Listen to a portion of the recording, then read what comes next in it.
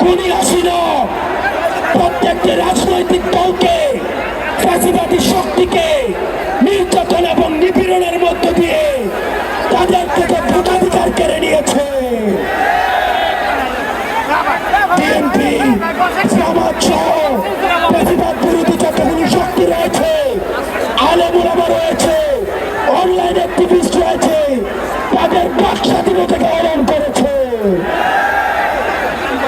আমরা যারা জুলাই গণঅভ্যুত্থানে আমরা নেতৃত্ব দিয়েছি, আমাদের ডাকে সারা বাংলাদেশে মানুষ রাস্তায় নেমে এসেছে এবং আমরা এই হাসিনাকে পালিয়ে যেতে বাধ্য করেছি। আমরা এই সরকারকে বলতে চাই, আজকে 5ই আগস্টের পরে আজকে এই পর্যন্ত আইন শৃঙ্খলা পরিস্থিতি এখনো পর্যন্ত স্বাভাবিক হয় নাই, দ্রব্যমূল্য এখনো নিয়ন্ত্রণে আসে নাই। আপনি যদি মনে করেন, বারবার বলতে থাকেন সিন্ডিকেট এক হাত থেকে আরেক হাতে গিয়েছে, তাহলে আপনার কাজটা কি? যেখানে এই সিন্ডিকেটের হাত ভেঙে দিতে হবে, দ্রব্যমূল্যকে মানুষের নিয়ন্ত্রণে আনতে হবে, আইন শৃঙ্খলা পরিস্থিতিকে স্বাভাবিক করতে হবে। কোন বিপ্লবীর গায়ে যদি আক্রমণ করা হয়, এই সরকারকে তার দায়ভার নিতে হবে।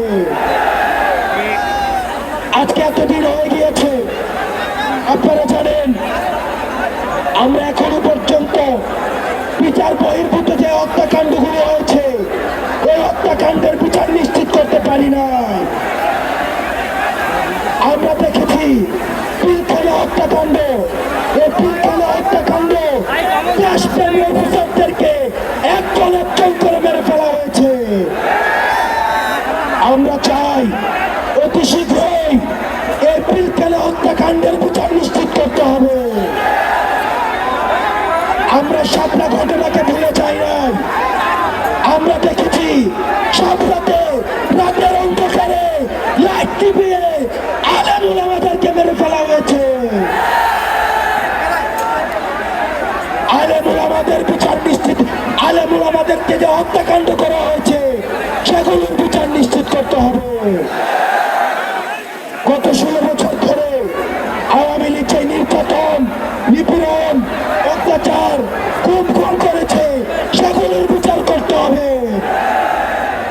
5ই আগস্ট পরবর্তী বাংলাদেশে আমাদের আর কোন শত্রু নাই, আমাদের একমাত্র শত্রু এই আওয়ামী লীগ।